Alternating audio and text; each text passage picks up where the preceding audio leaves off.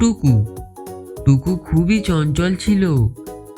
সে সারাদিন খেলতো, লাফাতো আর এদিক ওদিক ঘুরে বেড়াতো।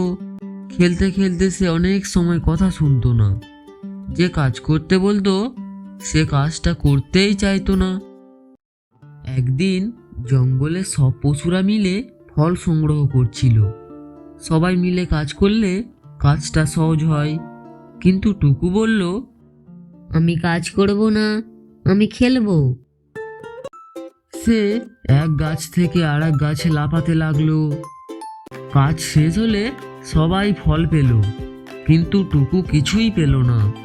তখন টুকুর মন খুবই খারাপ হয়ে গেল।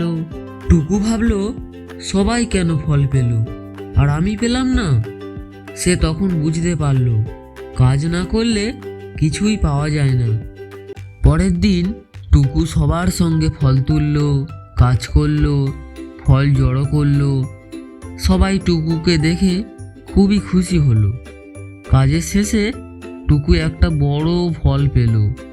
ফল খেয়ে টুকু খুবই খুশি হলো। টুকু তখন হাসতে হাসতে বলল, কাজ করলে যে এত ভালো লাগে আগে জানতাম না।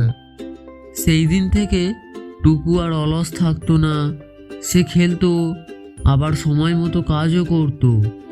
জঙ্গলে সবাই টুকুকে ভালোবাসতে লাগলো, আর টুকুও সুখে থাকতে লাগলো।